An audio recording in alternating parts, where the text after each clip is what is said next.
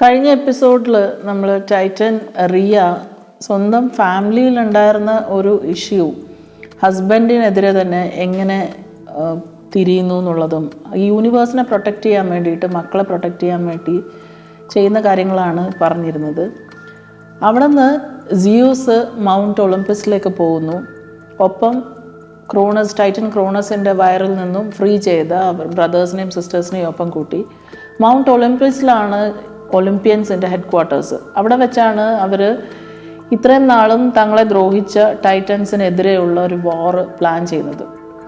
ഇവിടെ ക്രോണസിന് മനസ്സിലാവുന്നുണ്ട് ഇങ്ങനെ ഇതുപോലെ ഇവർക്ക് അഗെയിൻസ്റ്റ് ഒളിമ്പ്യൻസ് തിരിയാൻ പോകുന്നു എന്നുള്ളത്. ക്രോണസിൻ്റെ എല്ലാ റിലേറ്റീവ്സിനെയും വിളിക്കും. ടൈറ്റൻസ് ആണ് പവർഫുൾ ആ സമയത്ത്. അങ്ങനെ ടൈറ്റൻസും ഒളിമ്പ്യൻസും തമ്മിലുള്ള ദ വാർ ഓഫ് ടൈറ്റൻസ് അല്ലെങ്കിൽ ടൈറ്റനോമക്കി സ്റ്റാർട്ട് ചെയ്യുന്നു. വാർ കണ്ടിന്യൂ ചെയ്യുന്നത് ഏകദേശം 10 വർഷത്തോളമാണ്.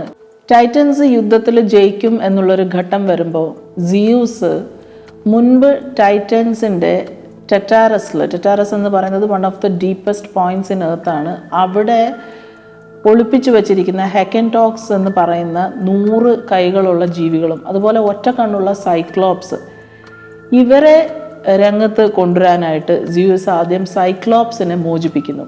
സൈക്ലോപ്സ് ടൈറ്റൻസിൻ്റെ സൈഡിലുള്ളവരാണ്, എന്നാലും ഒളിമ്പ്യനായ സിയൂസ് മോചിപ്പിച്ചപ്പോൾ അതിൻ്റെ ഗ്രാറ്റിറ്റ്യൂഡ് കാണിക്കാനായിട്ട് സിയൂസിന് വളരെ ഫേമസ് ആയിട്ടുള്ള ഒരു തണ്ടർ ബോൾട്ട് എന്ന് പറയുന്ന ഒരു ആയുധം കൊടുക്കുന്നുണ്ട്. അങ്ങനെയാണ് സിയൂസ് ബോൾട്ടിൻ്റെ, തണ്ടറിൻ്റെ, ലൈറ്റ്നിങ്ങിൻ്റെ ഒക്കെ അധിപനായി മാറുന്നത്. ആ ഒരു യുദ്ധത്തിൽ അവരുടെ ഒരു സപ്പോർട്ട്, വളരെയധികം സപ്പോർട്ട് കിട്ടി.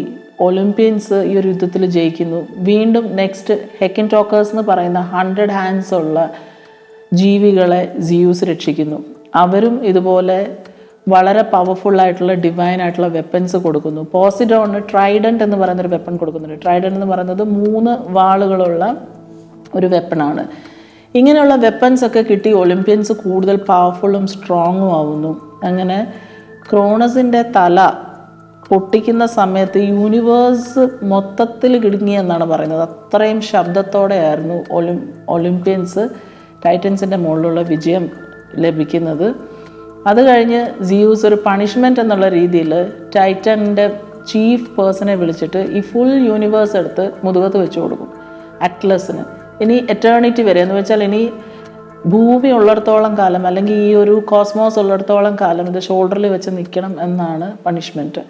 സിയൂസ് വീണ്ടും സുപ്രീം പവർ ആവുന്നു. ഒളിമ്പ്യൻസ് ആണ് പിന്നീട് ഈ വേൾഡ് അല്ലെങ്കിൽ ഈ ഒരു കോസ്മോസ് റൂൾ ചെയ്യുന്നത്.